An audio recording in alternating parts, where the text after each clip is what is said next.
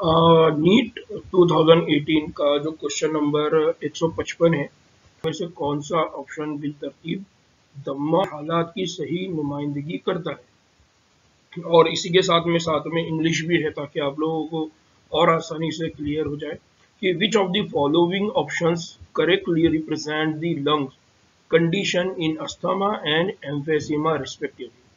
अगर आप breathing and exchange of gases, अमल तनफ़ुस और गैसों का तबादला, इस सबक को जो कि 17 नंबर का 17 नंबर का चैप्टर है देखेंगे, तो उसके जो आखिरी के पैराग्राफ है, उसका जो आखिरी का पॉइंट है जहाँ पर बीमारियों से मुतालिक बात की गई है, बीमारियों का डिस्कशन किया गया है, तो उसमें अस्थमा यानी दमे की बीमारी है, एम्फेसिमा, और तीसरी ऑक्यूपेशनल रेस्पिरेटरी डिसऑर्डर्स यानी सनती जो सनत से मुतालिक बीमारियां है उनको वहाँ समझाया गया है। ठीक है, तो आप अगर किताब में अगर आप अभी वीडियो देख रहे हैं तो मेरी रिक्वेस्ट रहेंगी आपसे कि आप आपके पास जो एनसीईआरटी की बुक है या महाराष्ट्र बोर्ड का बुक है उसको ओपन करिए और उस पैराग्राफ पर जाइए ताकि आपको ये क्वेश्चन और अच्छे से समझ में आ सके।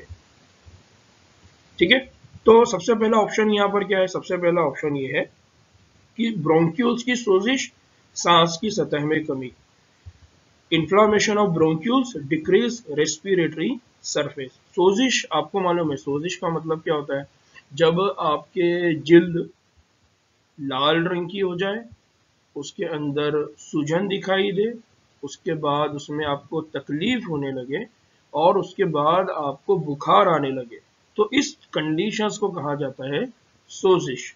इसी तरह से हम कहेंगे कि इन्फ्लामेशन, सोजिश के लिए दूसरा वर्ड है इन्फ्लामेशन, यानी redness, swelling, pain and fever. ये अगर किसी के बॉडी में होता है तो हम कहते हैं कि उसको क्या हो गया, इन्फ्लामेशन हो गया।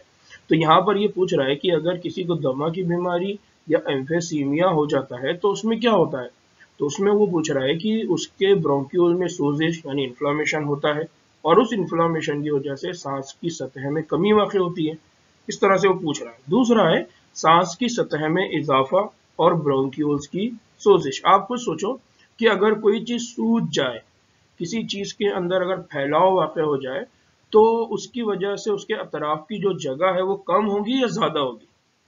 जाहिर बात है कि अगर कोई चीज फूल जाए, कोई चीज के अंदर सोजिश आ जाए, कोई चीज सूज जाए तो अपने अतराफ की जो जगह है उसको वो क्या कर देगा, कम कर देगा, यानी सांस की जो सतह है उसमें क्या होना चाहिए, कमी वाक़ई होना चाहिए जब भी ब्रोंक्यूल में क्या होगी, सोजिश। इसलिए ये ऑप्शन क्या है, गलत है। तीसरा, ब्रोंक्यूल्स की तादाद में इजाफा और सांस की सतह में इजाफा। हमको मालूम है ब्रोंक्यूल्स क्या है, ब्रोंक्यूल्स ये हमारे लंग्स के अंदर जो ट्रैकिया है, ट्रैकिया जब डिवाइड होती है, तकसीम होती है, तो वो बनाती है ब्रोंकाई, और ब्रोंकाई जब डिवाइड होती है तो वो बनाती है सेकेंडरी और टर्शियरी ब्रोंकाई, और उसके बाद जब वो और छोटी छोटी नालियों में डिवाइड होती है तो वो बनाती है ब्रोंक्यूल्स। इसका मतलब ये है कि अगर आपको दमा या एम्फेसीमा हो जाए तो ब्रोंक्यूल्स की तादाद में इजाफा नहीं होगा, उसके वो बनाने की जिम्मेदारी बीमारी की है ही नहीं। ठीक है, तो इसलिए ये ऑप्शन भी क्या हो गया, गलत हो गया।